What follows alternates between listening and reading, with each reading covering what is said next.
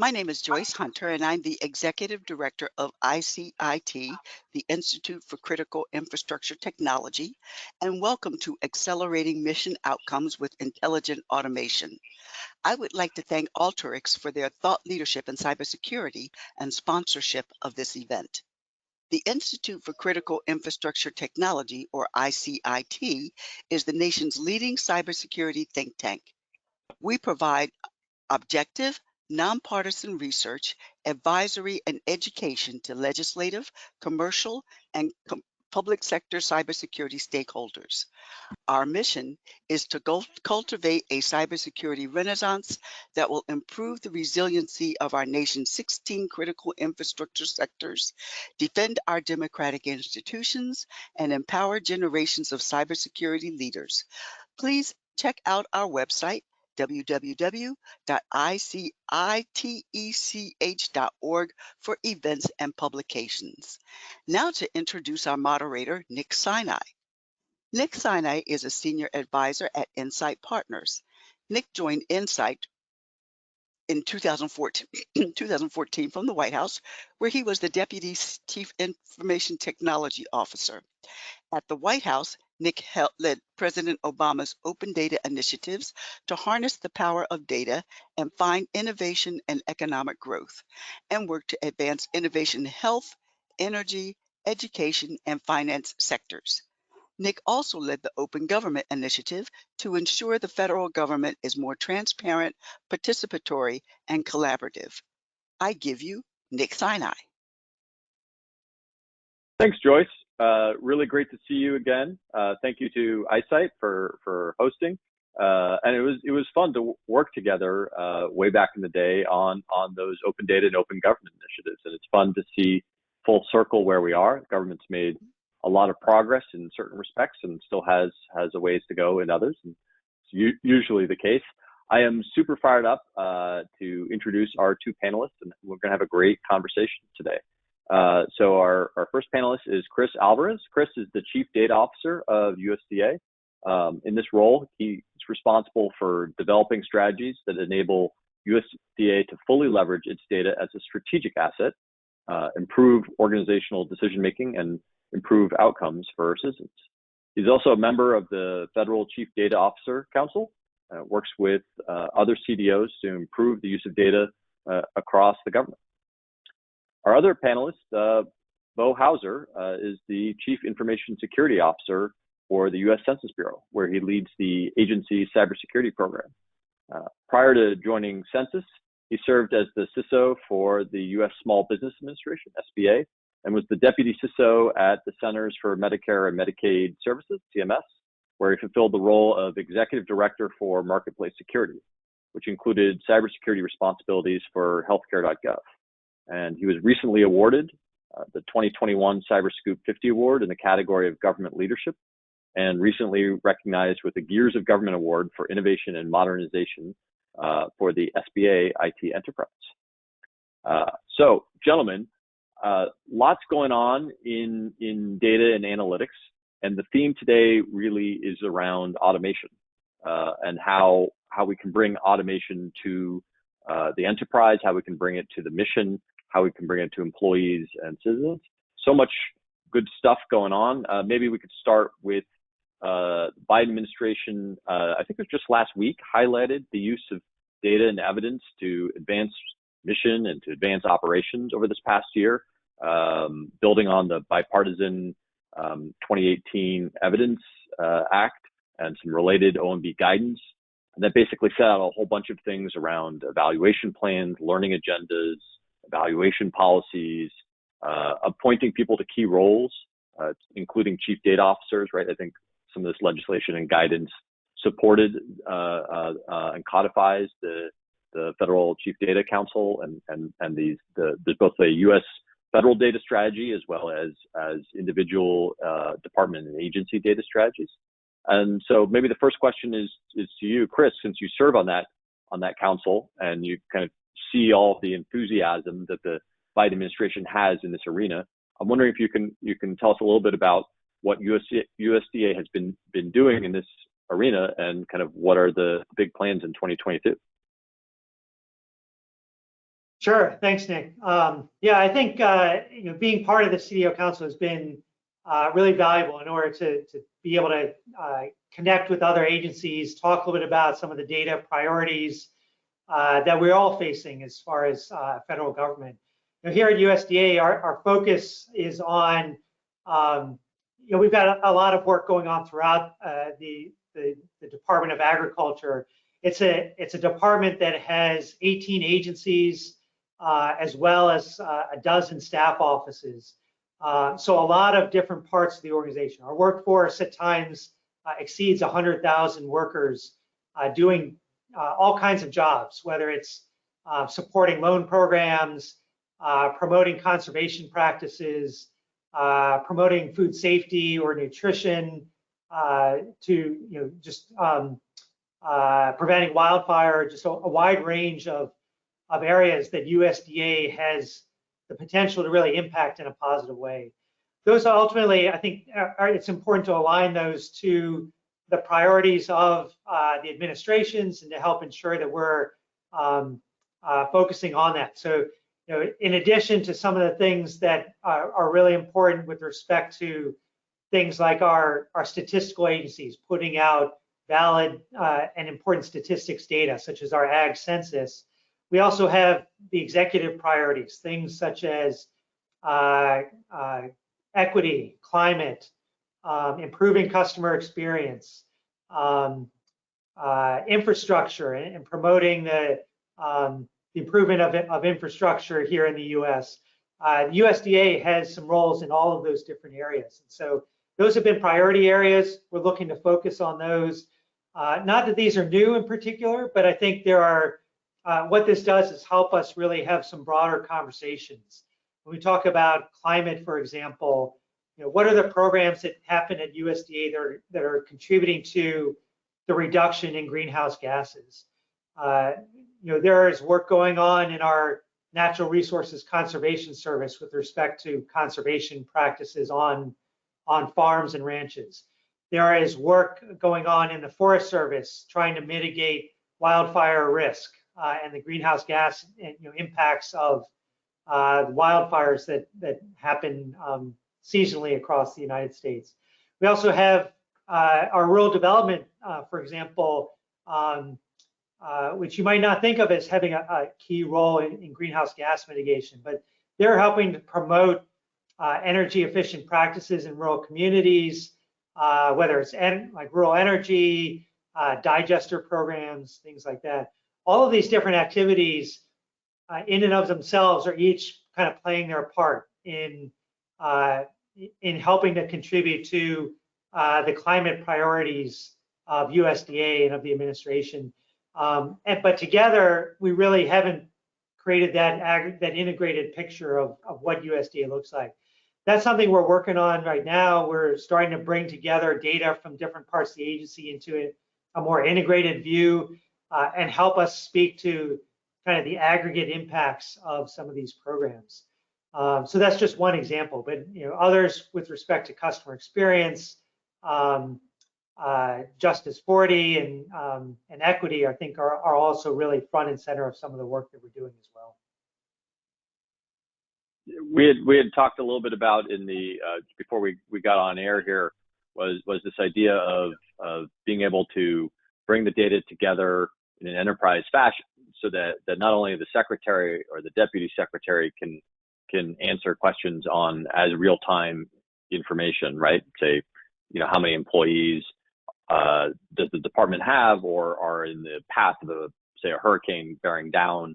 What are our people, assets, and programs at risk during a particular extreme weather event? So that kind of decision making, not just for the executive, but also for the field worker, really democratizing access to data and analytics inside USDA. I'm curious if you could just peel back the onion a little bit more on how you're doing that from an enterprise data strategy.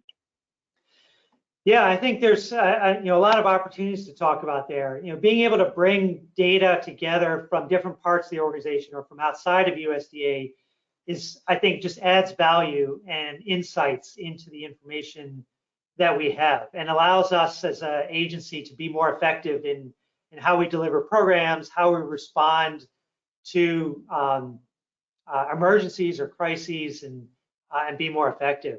You know, one example that comes to mind is our Farm Service Agency has a lot of programs that support farmers and ranchers in producing agricultural crops for the United States, and even globally, considering all the exports that we do as well. But those programs don't cover every farmer. There's programs that have different eligibilities. People opt in, farmers opt in at times, maybe not other times. But in an emergency situation, say a hurricane or a fire or you know, a late frost, there may be times where farmers who hadn't been participating in those programs suddenly want to sign up or suddenly become eligible for certain programs. How do we know as FSA who those likely people are? Our National Agricultural Statistics Service has a lot of data from the Ag Census. So being able to combine our Ag Census data with our farm programs participants data helps us identify where you know, we might have new eligibility if we're rolling out a new program, and being able to plan accordingly and be able to be prepared to support those parts of the organization as we go forward. You know, very recently, or very I think timely is, you know, being able to bring our workforce data together along with information about the pandemic and how it is occurring across the United States. You know, as USDA, our workforce is, as I mentioned, pretty big, but also very geographically dispersed. We have USDA employees all across the country in 1,000 or more county offices, as far as, you know, Puerto Rico and Guam, at times even we have USDA employees in foreign countries. You know, how do we understand the pandemic in those areas, and how do we know, you know, where our workforce is, and how do we make decisions about what's best for our employees in those parts of the country? Being able to bring, for example, CDC data or HHS data about the pandemic into a shared environment with our workforce data helps us make better decisions about more locally about what's the best thing to do for our employees to keep them safe and protect our workforce and help us to deliver the programs that we need to deliver in a way that's as effective as we can be in this situation. Well, speaking of sharing data, speaking of having to go across the country to collect data, I want to bring in Bo here. You know, census written into the U.S. Constitution has quite a awesome mission and collects, analyzes, and disseminates a lot of data about all of us, about our activity, our economic activity, about our demographics. And so there's this awesome responsibility to share it and use it for a bunch of important programmatic purposes and policymaking purposes, but also protect it. And that's where you come in, right? In part, which is, you know, how do we make sure that the personally identifiable information stays secure and that we can appropriately share that data? And so it'd be fun to hear kind of what you're up to, Bo, and how you think about automation in the context of census and the cybersecurity mission that you're responsible for. Thank you, Nick. Yeah, at Census, we're all about data. And someone said something at one point that resonated with me, and that is privacy is part of our DNA at the Census, right? Because we're directly dependent on the voluntary cooperation of the general public, right? So we take that public trust as seriously as anywhere I've ever been in government. So it's a really nice culture here at Census, and we do a lot. And I think you've talked before about some of our disclosure avoidance capabilities that we have. That's absolutely based on data science technology, and we have the ability. You know, we release these products constantly. We're still releasing products based on the 2020 census that is the most recent, and we're able to dial privacy up and down at our desire based on the use case for that product, right? More privacy, less usability, more usability, less privacy. So we really understand those capabilities from a data science standpoint. One of the other areas that I'm really excited about is where we're going in the future. We're working on a pilot currently, and the pilot is involving data sharing and also data privacy. And so we're exploring, the field is privacy enhancing technology. Some people call that secure multi-party computing. That's another term that's relates to it. We're doing a pilot currently. We're collaborating with the United Nations, with 5 statistical organizations from 4 other different UN countries. And so we're using an open source product called PyGrid. And what we're doing with PyGrid is basically configuring nodes on a network that correspond to each organization. Each organization, like Census, is able to host a node, and the node allows the external parties to submit queries and data science requests and other questions to us, to our node. We're able to process that question and then again, infuse privacy into the response and provide a response to that query while never exposing our data in any way, right? We maintain the confidentiality of the data and we maintain the privacy of the data, but we can still empower the data, as we've talked about today, and allow folks to submit those queries. And so if you imagine, a world where you're able to answer these questions and still maintain your data privately, it drastically simplifies the data empowerment movement, right? We can truly empower data and still at the same time protect the data. So we're still in the early stages of that pilot. We're only using public data at the current time, obviously not to put any sensitive data at risk, but we're really excited about the potential of that pilot. And we've already identified several, like I said, that one's with the United Nations. We've already identified several government use cases for that type of model where government agencies can collaborate with each other. There is a level of trust within government agencies, obviously federal agencies. And so it's, I think it'll be even simpler to do in a government scenario, but I believe the use cases for the potential application is countless. Right, I just we're in a data world, and imagine being able to use data without sharing it. So that's that's something that we're focused on now, and I'm happy to come back and keep you posted on that as we figure out exactly how to do that. Yeah, it sounds like a really cool area. I know privacy enhancing technologies is kind of a new hot growth area. Maybe just in your specific domain of cybersecurity, I'm curious how you're thinking about data analytics, how you're thinking about automation. I imagine you guys your teams are drowning in a lot more data. Some of it's alert data, some of it's threat data. It's coming at you internally and externally, and kind of how you make use of it to make risk-informed decisions, I'm sure, is the name of the game. I'm just curious how you're thinking about that, because that's probably a journey, not a simple we build one automation, set it and forget it, right? It's probably an ongoing thing, but love to hear what you're doing, and to the extent you can give any examples, we'd love to hear it. Yeah, and the 2020 census was our recent accomplishment, and we learned a lot. That was the first census, believe it or not, that had the option to respond online, right? So we knew because of that we had to get the cyber correct, and it was a national priority. So we actually had the opportunity to collaborate with a lot of partners that we wouldn't have been able to collaborate with otherwise.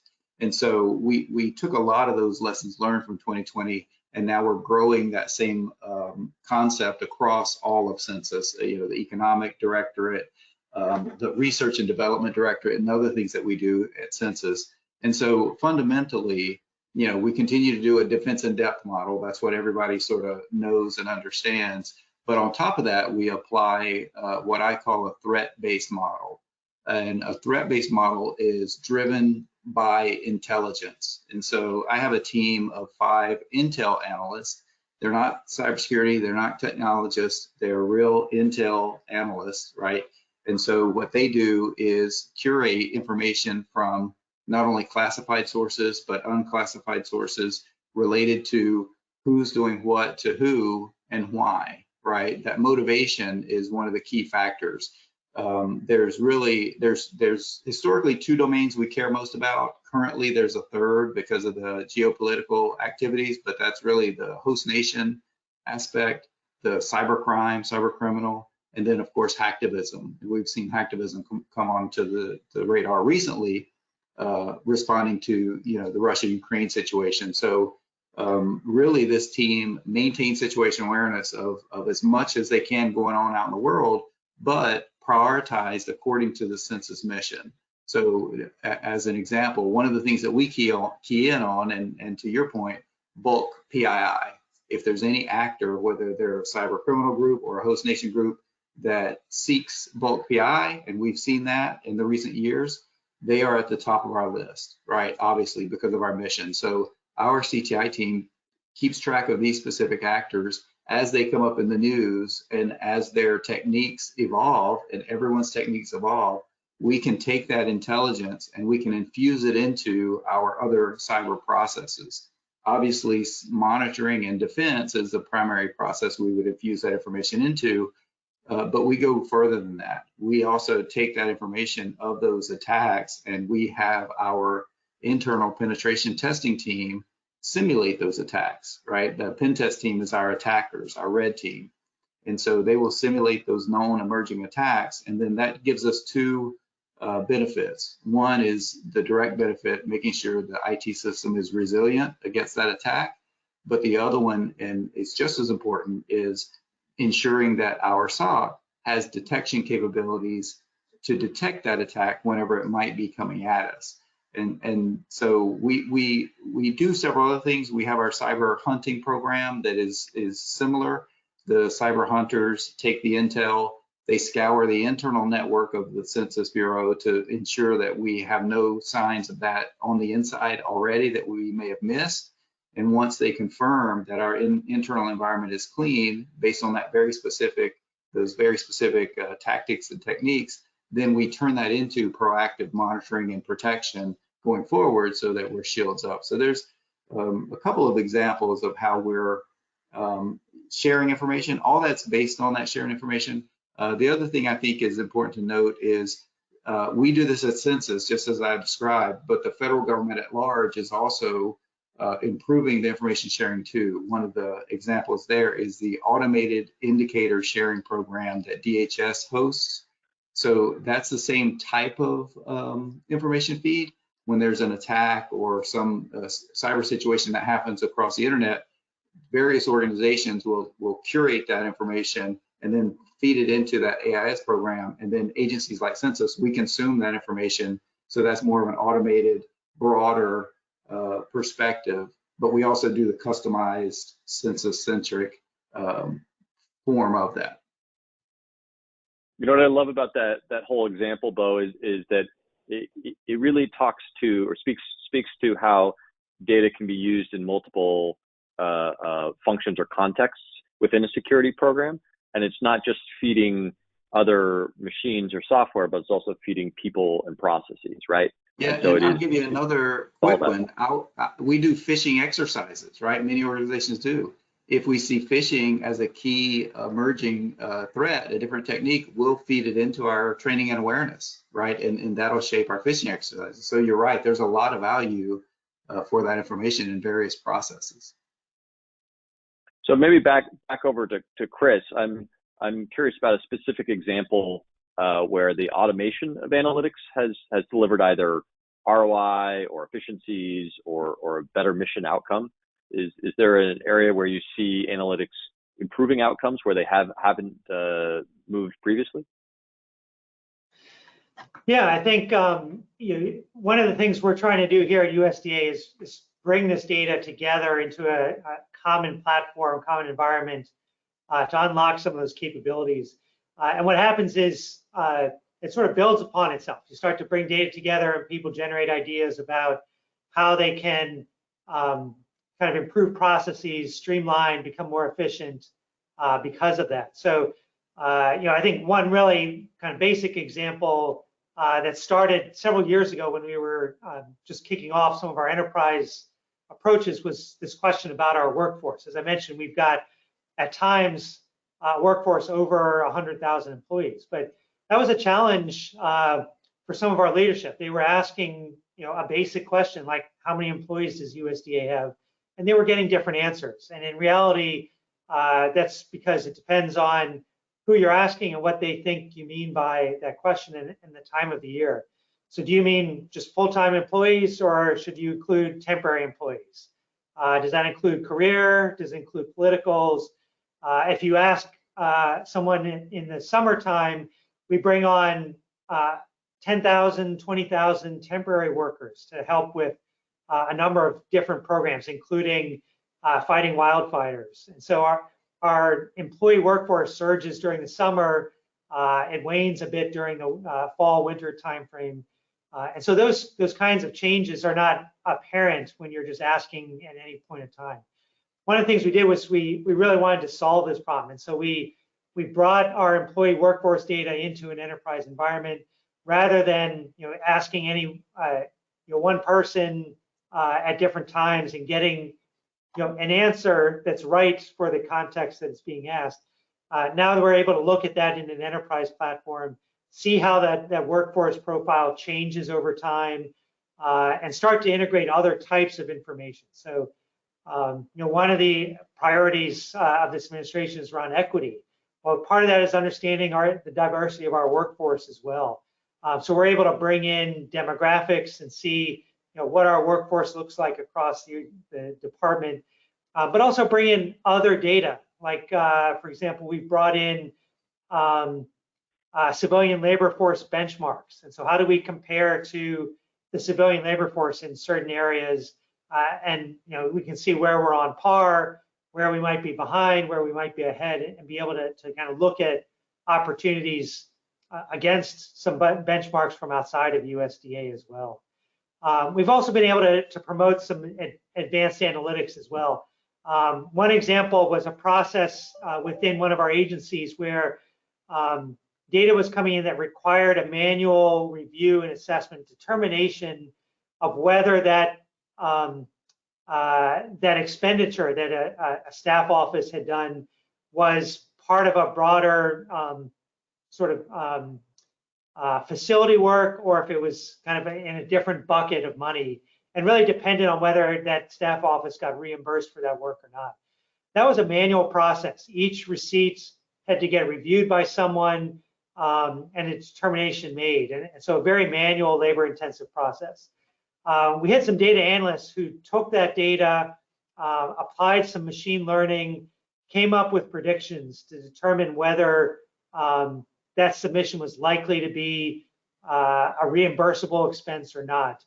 And it greatly streamlined the process. It reduced the manual effort and saved hundreds of hours of workforce time just reviewing those. And so that's just one example, but being able to apply some of those robotic process automation has been another area that's been really steadily growing at USDA.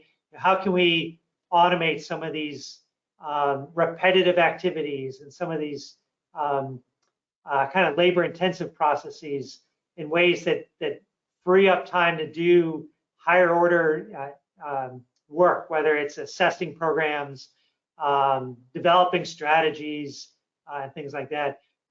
Trying to lighten the load of those more tedious activities is important. And I think one area we'd really like to do is start to fold in some more AI and machine learning into those RPA processes that we see as really valuable at USDA.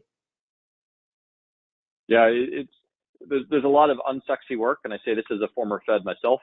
There's plenty of manual or paper-based or electronic paper in many cases, sequential steps, right, in a process.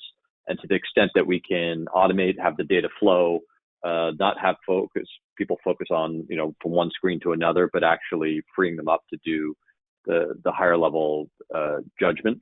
I think that's a better use of federal employee time, higher value add to the American people.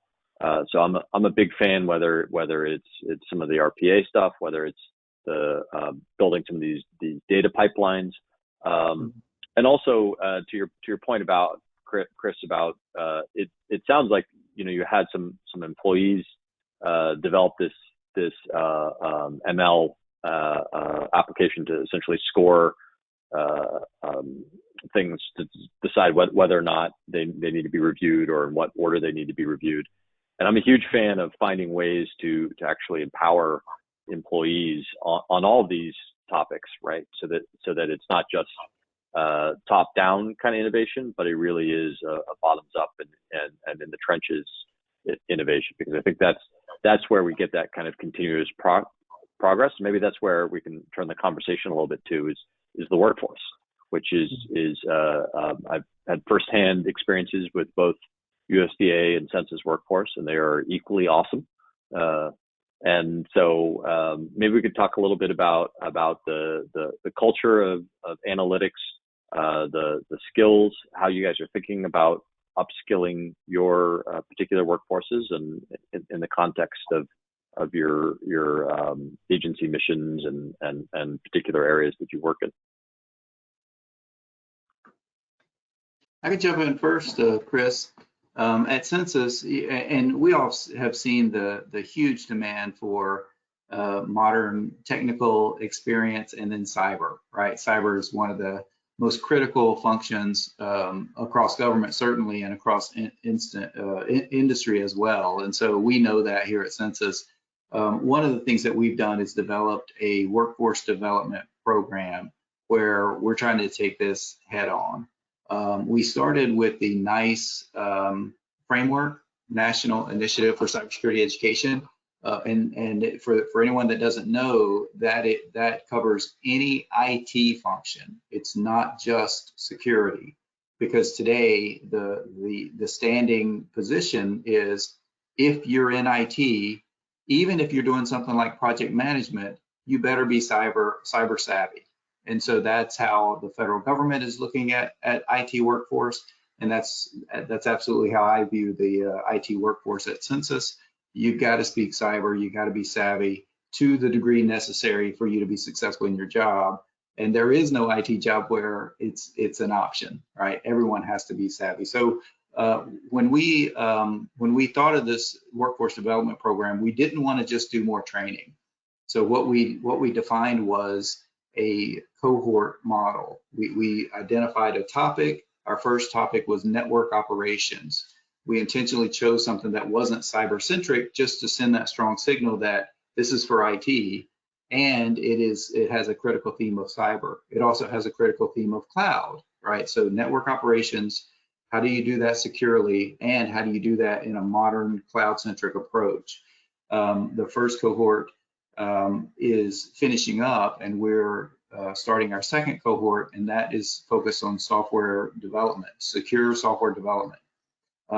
The federal government is also working on secure software development in terms of supply chain. The executive order had some language to strengthen software development practices because of the recent breaches that we dealt with last year. And so we feel like that's good timing from that standpoint too. So we really want to maximize our software development skills. Again, in the cloud, what does a CI/CD pipeline look like, that truly embraces DevSecOps in a cloud native model? That's where we at Census are still sort of wrestling with, right? We know how to do it on-prem, we've done on-prem forever, and we know how to do it with infrastructure as a service, IaaS, but what if we maximize, software as a service for our CI/CD pipeline, right? How does that look? Get us out of the business of maintaining so much IT and get us into the business more so of the Census mission, right? And so that's what we're doing there. The next one I think is going to be Cyber Defender. We are going to hit those core cyber functions as well because we have to. They're so critical. And then once we get our arms around this as a program, we'll be going into things like data science and AI and machine learning and all the things we're talking about today. But this is sort of the crawl, walk phase. That'll be when we get to the walk, run phase. How about you, Chris? There's some requirements, right, in the federal data strategy on data upskilling and assessment specifically, right? Yeah, I think when you think about USDA, you might not think about the kind of degree to which analytics can apply. Oftentimes we might be seen as doing inspections or getting loans out the door or getting money out the door. But there's a lot of analytics opportunities at USDA, whether it's assessing wildfire risk, where what do we know about rainfall and ground cover and water table levels and soil moisture levels, and how do you use that to predict the riskiest areas across the country? With precision ag, the amount of data that farmers and ranchers are collecting is growing tremendously. And how do we, as USDA, be prepared to consume big data like that, and much less analyze it? Things like remote sensing technologies, drone data, other types of precision ag information. There's just a lot of different types of opportunities like that at USDA. At the federal data strategy level, all agencies were expected last year to really assess their data analytics workforce, identify where there were gaps, prioritize areas for improvement, and work towards filling those. And USDA did that assessment and gap analysis and identified some areas where we saw some real value within our organization, promoting things like greater collaboration and sharing among our data analysts, improving how we communicate data and insights through data visualizations, adding that kind of storytelling layer to the data so that folks who aren't, looking at data tables is not the easiest thing to really see trends and maybe outliers or insights, but you start to look at graphs and maps and color-coded information, and those insights pop out a lot more. So how do you really promote those kinds of activities? We've done some things within USDA to help to really realize that. We have communities of practice that bring together data analysts from across the organization to talk about analytics. Through that, we've done some things like data competitions. We hear a lot about hackathons, competitions that are done in the public. We've done a few internally within USDA as well. One example that we just did this last quarter was we took some data from the NASS survey of honeybees. What's the state of the industry with honeybees across the country? That's an area that's been of concern with respect to the crashing populations of honeybees, the importance of them in terms of pollinators and a lot of our agricultural crops. And so just in terms of the relevance of that data, it's really important. But we use that data set as a foundation, and we asked some of our volunteers across USDA to take this data set, bring in other data that you think is important, and create a visualization. And we brought that together. We looked at, we had some novice folks, people who had never built dashboards before, and they're building for the first time. We have others that have been doing this for a little while, and they were able to really, I think, show some of the state of the art of what they're able to produce. All together, we're able to kind of learn amongst each other, see how different, like the same source of information is presented differently and communicated differently, and it helps to generate awareness of how we might share this information and bring it together. I think one last thing that I'll mention is, we talked a little bit about collaboration. We've been really trying to promote what we think of as a data science workbench. It's more of a shared space for analysts to work. Pretty commonly in the past, data analysts, they get their laptop from the government with some pieces of software on there. when they need to do work, they're pulling down data to their local machines. And if they've got enough memory and enough disk drive space, they can do analytics. And when they don't, they start to hit real roadblocks and hurdles. We want to really promote analytics in the cloud. It allows us to scale up and do the scale of analytics that we can't do currently on laptops. It allows us to enable collaboration. So how do we share code? How do we work as a team rather than as individuals? Leveraging things like Jupyter Notebooks or GitHub. We've got some agencies at USDA that really want to enable this and really want our analysts to share information and share code and do that in a collaborative way and in a team-oriented approach. And so we've stood that up as part of this enterprise approach that we've been taking.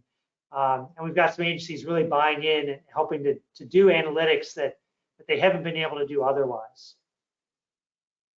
I think sorry, Nick, you might be on mute.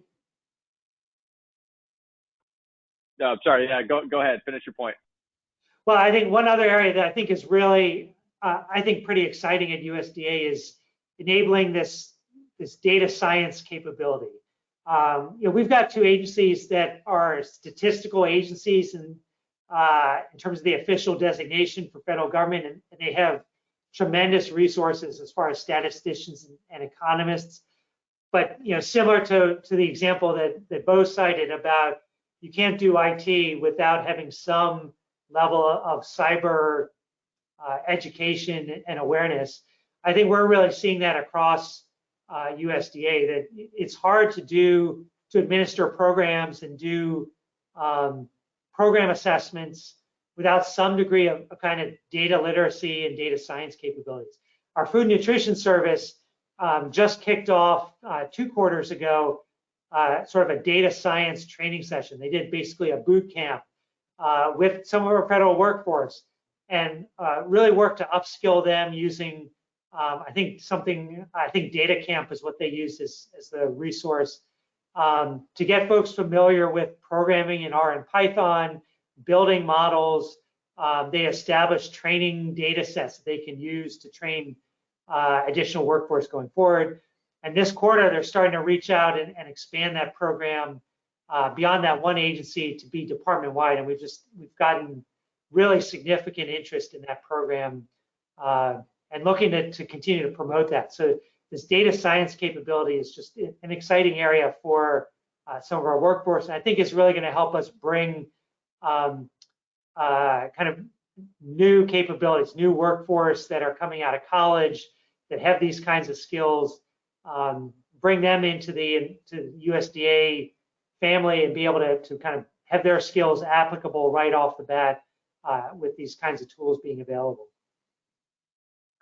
Yeah, I think in my humble experience is that the federal workforce is eager to gain new skills, as we all are in the private sector too, and continue to gain relevant analytical skills. And so it's no surprise that you're getting a lot of enthusiasm on the data science, that particular initiative, and that's great to see it going from agency to department wide. I'm passionate personally about the U.S. Digital Corps, which is this new 2-year federal fellowship for both data science, but also cyber and digital and other. So trying to get the next generation early career folks into federal service on a variety of technical fields. I love this point, Chris, that you're making about collaboration and analytics being a team sport and the ability to share. I think any kind of knowledge work, including cybersecurity, but certainly anything in the analytics space. I mean, knowledge work is a team sport, and by sharing models, sharing output, sharing problems, and noodling on things with people together, as well as sharing the actual data, I think is a way to get more energy and enthusiasm. I'm wondering, Bo, if you wouldn't take that same question about workforce and how you guys are all thinking about that. The other piece that you might comment on is the innovation angle, which Chris was talking about. I know you guys have XD Labs, you have the Opportunity Project, and there's a variety of ways to kind of get census folks to collide both with each other, with other people in the federal government, and external stakeholders, traditional, non-traditional, to get some interesting things going. Yeah, happy to do that. So the project I mentioned earlier, that is led out of XD Labs, and so they're doing other things too around disclosure avoidance and so forth that we've mentioned before. And the other thing, the training program we've got that I mentioned is key. But I think the other thing to get to your second point is this whole notion of collaboration, team sport, you know, and that applies to cyber as well, right? Information sharing is key in cyber.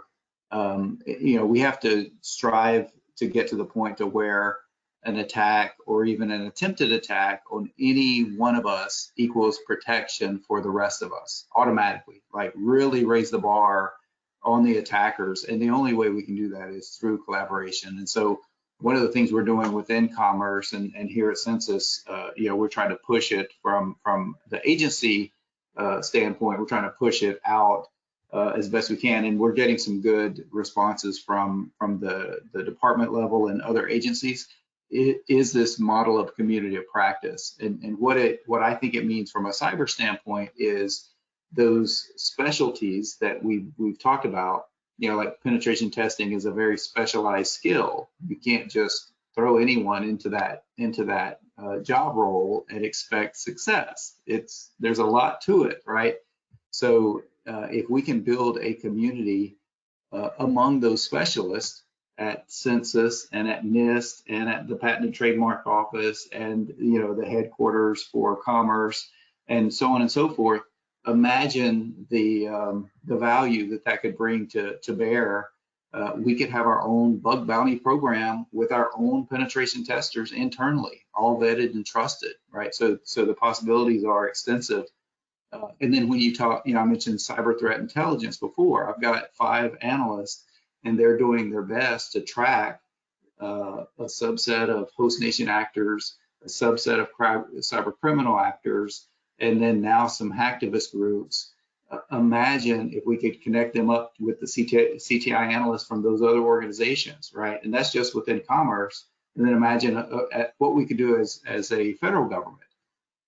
No one has enough resources by themselves, but together we got more than enough resources. We just got to maximize those resources to the best of our ability. And you know, intel and information sharing is just an absolute no-brainer for that. Imagine the number of actors we could track working together. You know, so that's another focus area that we have. And again, we are taking steps in that direction. But to me, the key is that specialty. You can use the NICE code if you want to sort of to have the starting point for that specialty, and then creating a community for those specialists. You know, so that's what we're working on. This has been a really fun conversation across automation and analytics, and I'm wondering as we wrap up here, I have 2 rapid fire questions for you guys. The first one is, you know, what is the one thing you've learned, or the one thing that you would tell your fellow feds or people who are supporting the federal mission about intelligent automation? So maybe Bo, we'll start with you. One thing I've learned is that when it comes to cybersecurity, it's usually not a technology problem, although it is. It's usually a people problem, and it's from both sides, right? We have many of the people problems that we've discussed today here from the perspective of our organizations, but the adversary is also a person, right? So you've got people versus people, especially in the cyber realm. So the principles of cyber warfare hold true primarily when you're talking cyber and when you're trying to defend an organization. And so as we automate and as we use AI, we also have to keep in mind that our adversaries are doing the same thing. So it's sort of like a you know, tit for tat type of model, and they're not bound by the the requirements we are. They don't have to get an ATO to use their attack weapon against us, right? We do, to defend. And so it's just a tough battle, but it helps us to know that at the root are people, right? And so the more you understand about people, the more it helps you on both sides of that equation. Yeah, that's a great point. How about you, Chris? What have you learned, or what would you tell your fellow feds and contractors? Yeah, I think one of the things I've really learned is that Sunshine can be a really great kind of solution for data challenges. As we've been working across the USDA, even internally, we've had these conversations about, well, I don't know if we should put this data in an enterprise platform. I don't know if my leadership should have direct access to this data.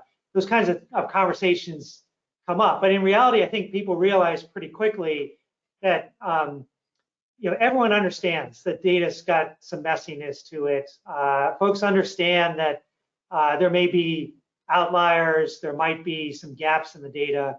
But I think what really happens when we start to look at the actual data that's underneath it without kind of a layer of manual cleanup or cleansing or things like that, we start to get to more fundamental conversations about why are we getting messy data in the first place? How do we ensure our systems have the right sort of quality checks in place and clean this up? And at the end of the day, we end up in a better place. But just being able to recognize that, throughout the organization, I think folks really understand that the data isn't always this kind of pristine thing that they're used to maybe being able to see. But the value of getting to see it more quickly and being able to see some of the issues underneath the hood really help us to solve more root cause problems. And at the end of the day, I think puts USDA in a better position overall. Well, in great lesson for both of you, and in the spirit of real-time data and real-time information that may come up with messy answers, because we didn't talk about this in the pre-brief, I'm curious about those two statues or figurines in your backgrounds. So, Bo, maybe you first. You've got a particular gentleman peering over your shoulder there. It just reminds me that I should be out playing golf. He's holding a golf club in the right hand. So, I just miss too much work and not enough golf. That's what it reminds me of. And Chris, is that Spider-Man on your blind there? That is no particular USDA link to it, other than at times we've adopted some personas that just at times reflect some of the sometimes superhero status that we have, defending some of the things we try to do in terms of data and integrity and equity, and just a reminder at times that we all have big challenges in front of us, and I forget now, the quote is now slipping my mind. With great responsibility comes great challenges, or something like that. I was going to ask who's Superman, who's Thor, who's I'm not very current on my superheroes, but it'd be a fun question inside of USDA. That's true. Well, this has been a really fun conversation. Thank you both for taking the time. Thank you to all the participants who came in and listened today. And thank you so much to Joyce and to ICIT and to our sponsor, Alteryx. So Joyce, over to you. Thank you very much. This was very interesting. I love the conversation, and Nick, the more things change, the more things stay the same. Still asking those questions about coordination, collaboration, and communication. That is what is going to make all of this work between the federal agencies. And I think both of you gentlemen were absolutely on target and correct in that we have to be able to share that data to be able to get to a more holistic view of what the federal government is all about. So I appreciate you, Bo and Chris and Nick, for participating in today's webinar. And just to let you know that ICIT's website is www.icitech.org. And this link should be posted within the next 24 to 48 hours. So please feel free. We'll get all of you a copy of the link so that you can put it on your own websites and tell all of your friends, family, and colleagues about it. So for ICIT, thank you very much for participating. Have a great week. Live long and prosper.